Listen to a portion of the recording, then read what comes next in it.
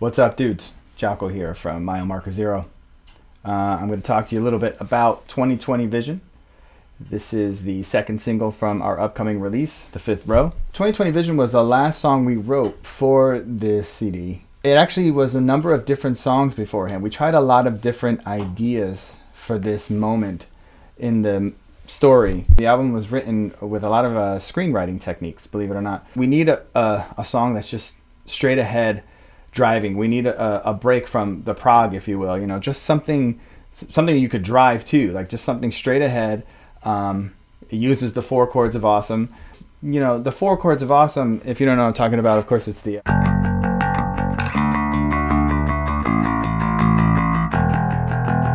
that which is very elastic. You can do a lot with that chord progression. It's used very often, and I specifically thought that we should have a relief because there's a lot of notes on the album. You know, John said, well, why don't we haven't used the breakdown from the first song of the album, 2001, although when it appears in that sense, it's a lot longer, the riff, and it's in 12. Something like that. It's a little dirty. But so we took that idea.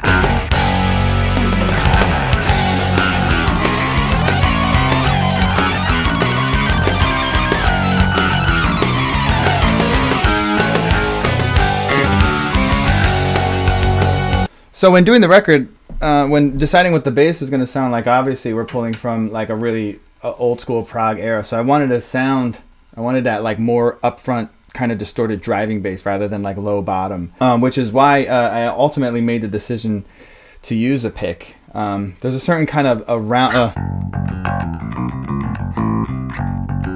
it doesn't bite as you get more out of the bass. So that was the decision to use the pick for most of the record. I know it's sort of like you get different bass player ideas of how appropriate picks are on bass, but for the sound of the record, I felt like it was the right move to make. So the bass line, obviously, for the verse starts off with that.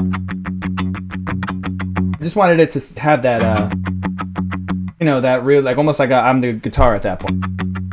Palm muted on the bottom here, and just driving. You know, everybody's like has that like train kind of thing, like that old Johnny Cash kind of style. And then it drops in the second half and has more of a lead sound, again, like the Geddy Lee style.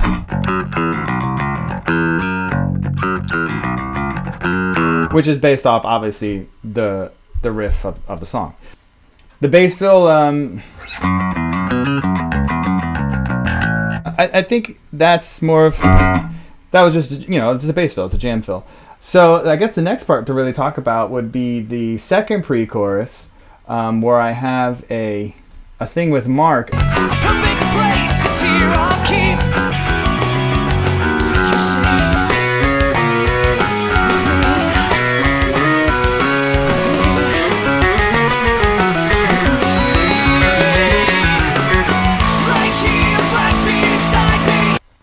Yeah, it's a cool part.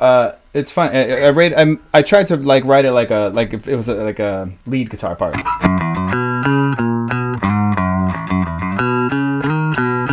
know, it just has like a very lead guitar kind of vibe to it. And then like I really love the way fourth sound. I love that. That's like a thing. I think I'd stole that from like Sondheim or something. And then at the end, I just grabbed the harmony and let Mark take the other. A lot of what we try to do on the record is make sure anything was singable. Like, obviously some shred stuff is not going to be singable, but every single nuance of the record really was designed with a purpose. Tons and tons of melody. It's one of my favorite things about music. I mean, that seems like such an obvious statement, but in prog rock, I think we can sometimes get bogged down by chops, you know, like choppiness. But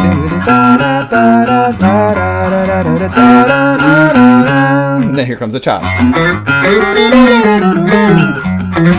I messed up because I tried to sing it. So yeah, I mean, I think that's pretty much like the coolest stuff in the bass part. So yeah, that's a little bit of 2020 Vision from my end. Cool. Thanks for watching. Appreciate your support. Execute.